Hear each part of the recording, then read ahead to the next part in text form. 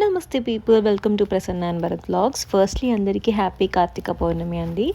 ఇదైతే కార్తీక పౌర్ణమి రోజు వీడియో అనమాట. కొంచెం లేట్గా పోస్ట్ చేస్తున్నాను, బిజీ ఉండి. సో అందరూ బిజీగా పూజలు చేసే మాసం కార్తీక మాసం అనమాట. ఈ నెలలో మీకు కుదరకపోయినా కనీసం ఒక్క ఉసిరి దీపమైనా వెలిగించడానికి ట్రై చేయండి. కార్తీక మాసం అంటేనే ఉసిరి దీపం కదా. మనం నెలలో 12 నెలల్లో దీపం వెలిగిస్తాం, దేవుడి దగ్గర అయినా ఎక్కడైనా సరే గుళ్ళోనైనా దీపం వెలిగిస్తాము. కానీ ఈ 12 నెలల్లో వెలిగించే దీపానికి ఒక్క దీపానికి కూడా అంత ఇంపార్టెన్స్ అండ్ అంత పేరు ఉండదు.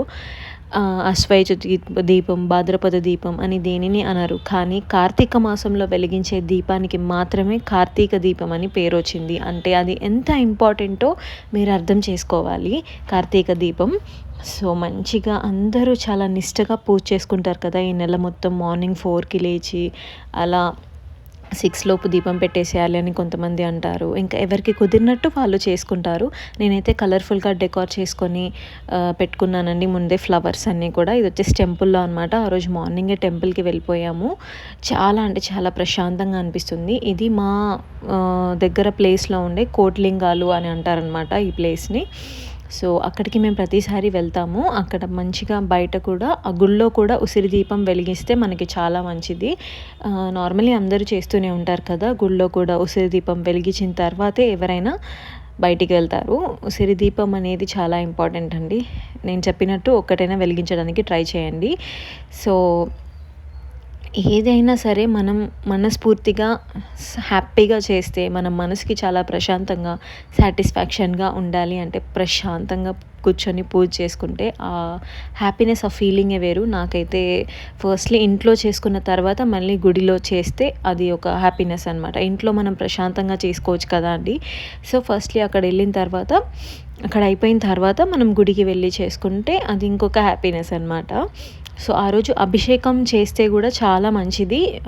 మెయిన్లీ మనం అభిషేకం చేయడానికి ట్రై చేయాలి ఆ రోజు. ఎందుకంటే అది చాలా ఇష్టమైన రోజు శివుడికి కాబట్టి ఆ రోజు ఖచ్చితంగా అభిషేకం చేయడానికి అయితే ట్రై చేయండి అందరూ కూడా.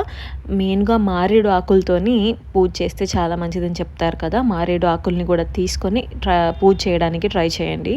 శివుడికి ఎప్పుడైనా సరే మారేడు ఆకులు మనం ఎప్పుడు వెళ్ళినా కూడా తీసుకెళ్ళి పూజ చేయడానికి ట్రై చేయండి. చూసారా గుడి మొత్తం ఎంత ఫుల్ అయిపోయిందో. అందరూ చాలా నిష్టగా చాలా పూజలు చేసేస్తారనమాట కార్తీక మాసంలోనే. ఒక శివరాత్రికి అండ్ కార్తీక మాసంలోనే మనం ఇంత క్రౌడ్ని చూస్తామన్నమాట టెంపుల్స్లలో.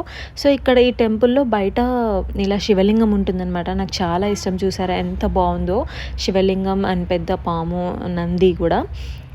సో నేను ఈవినింగ్ టెంపుల్కి వెళ్ళామన్నమాట. అక్కడ టెంపుల్లో శివుడి కళ్యాణం చేస్తున్నారు. అక్కడ ఎంత హడావిడి ఉందంటే ఆ టెంపుల్లో అసలు చూడ్డానికి 2 కళ్ళు సరిపోలేదు. నైట్ టైమ్స్ ఇలా దీపాలు పెడితే చాలా బాగుంటుంది కదా. నాకైతే చాలా ఇష్టం. సో అక్కడ 3 రౌండ్స్ చేస్తున్నారనమాట గుడి చుట్టూ దేవుడిని విగ్రహాలు తీసుకెళ్ళి. అసలు పడిపోయేంత జనాలు ఉన్నారు అక్కడ. అసలు కొంచెం కూడా ప్లేస్ లేదు. ఇది మార్కండేయ స్వామి గుడి అనమాట. ఇది వేరే ప్లేస్లో అనమాట. సో ఇక్కడ శివుడి లింగం షేప్లో మొత్తం దీపాలు పెట్టేసి అందరం ఒకేసారి దీపాలు వెలిగించామన్నమాట. ఇలా చేస్తే చాలా కలర్ఫుల్గా చాలా బాగుంటుంది.